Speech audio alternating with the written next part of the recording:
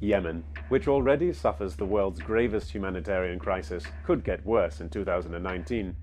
UN officials say that if the key port of Hodeidah comes under attack, parts of the country could suffer famine.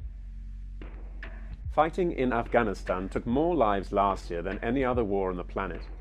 Without progress in peace talks among the Taliban, the United States and the Afghan government, this year's death toll could be even higher. China-US tensions are not a deadly conflict despite their trade war. Still, rhetoric from both sides is increasingly bellicose. If relations worsen, the rivalry could have graver geopolitical consequences than all the other crises.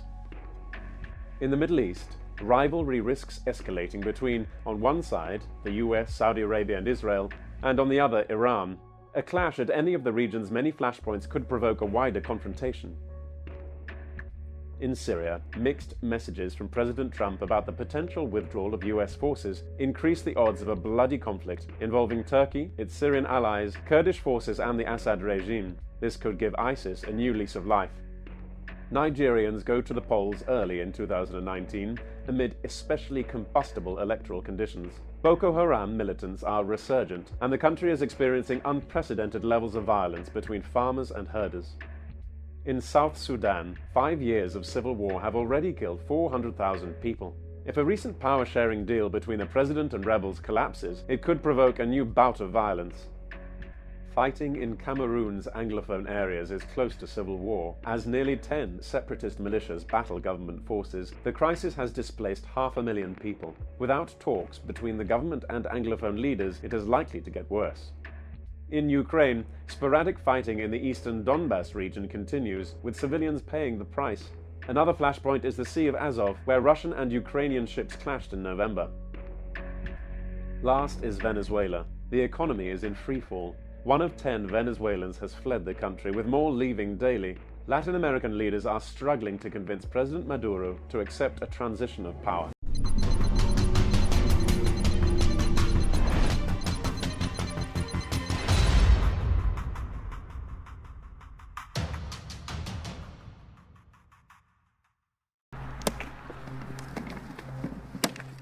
You want an overpopulated Earth? You really want a population that are born into welfare? Because I don't. Aaron, on your property. Okay, don't put them in traffic, sir. You might cause an accident. Here. Sir, you're Get him out of here. gonna cause an accident. Shut the Yeah, you better believe that I'm for the public. You want to look at other women? You ain't gonna look at other women, and you ain't gonna tell me you're looking at other women. We have a little child right behind you. Come on. Yeah, man, I'm getting up, man. Get up. You're assaulting me, man. Oh, I'm assaulting you? Yes, I'm assaulting you?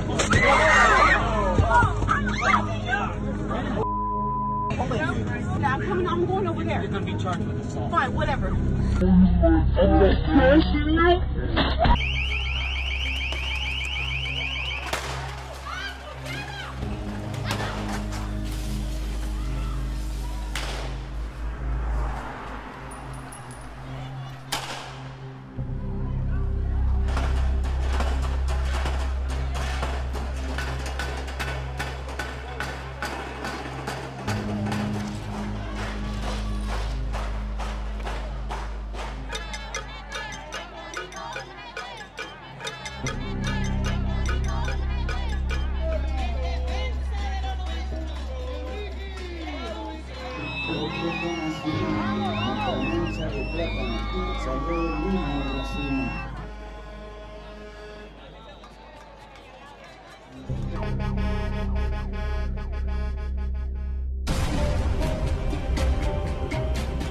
This is Agbabloshi, a suburb of Accra, the capital of Ghana. But local residents have given it a nickname, Sodom and Gomorrah.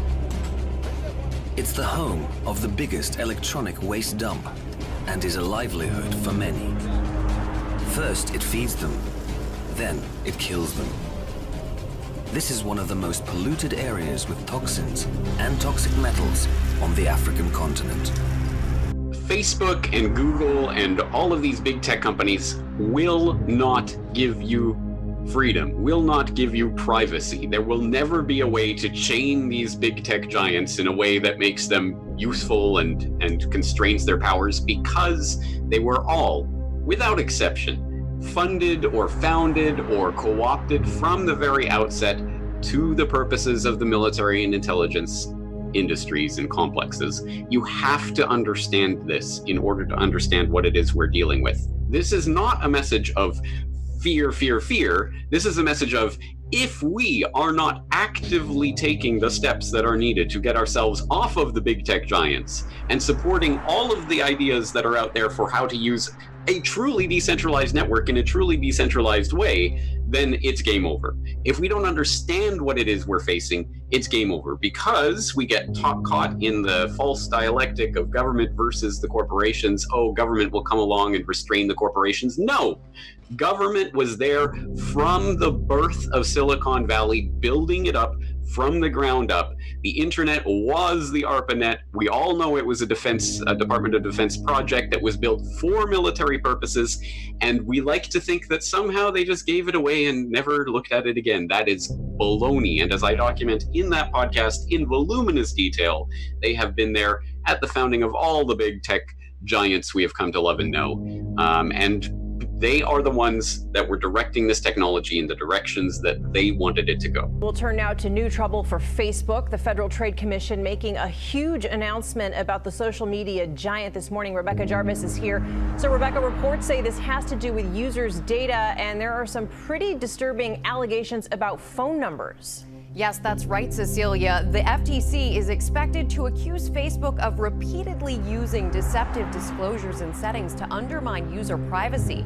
For example, Facebook has a feature called two-factor authentication. In order to sign in, you get a one-time passcode sent to your phone, and ironically, it's a security feature. But the FTC says Facebook lets some advertisers use the phone numbers people provided to protect their accounts to actually target users.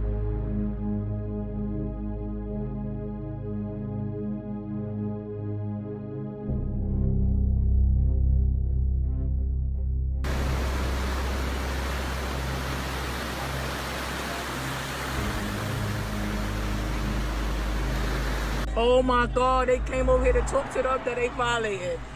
Yo, they violated them. They violated them. No, they violated them. Oh, they not stopping. Oh my God. Y'all get back in y'all car. Black. Black. Oh, they got Oh! Did I ask you if she told me? I asked you what your name is. Answer the question. You pigs. Okay. Do you need police assistance, sir? Could you get the away from me, please? I haven't broken the law. Could you step away from me, please? I'm asking very nicely. Your reach is far enough to me. I've asked you to step away. I dare you to touch me. I dare you to. I dare you to touch me. Touch me. They think this is funny. You're gonna see funny. Silence my voice. I don't know what the is wrong with you. Pulling out in front of a bus. No justice. No peace. This stupid ass District 6 police.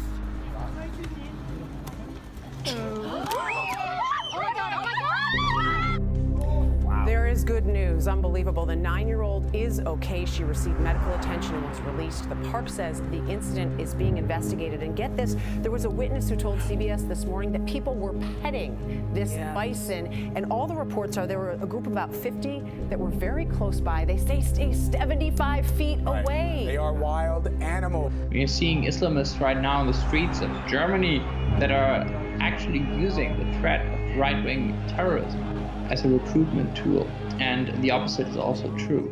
So both of these sides are feeding off each other, and both of them have to be crushed in order for a peaceful Germany to be once again possible. The tension has never been higher, and it's still increasing.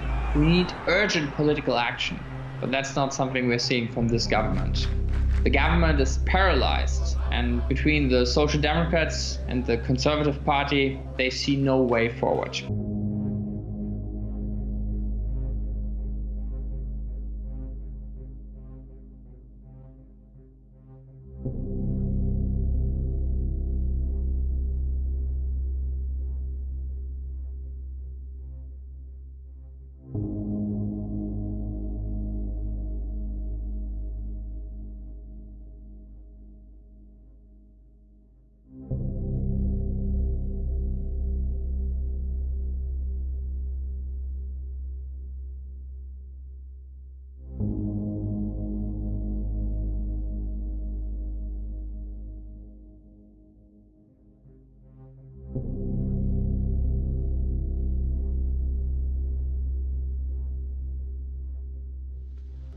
All these are the beginning of sorrows.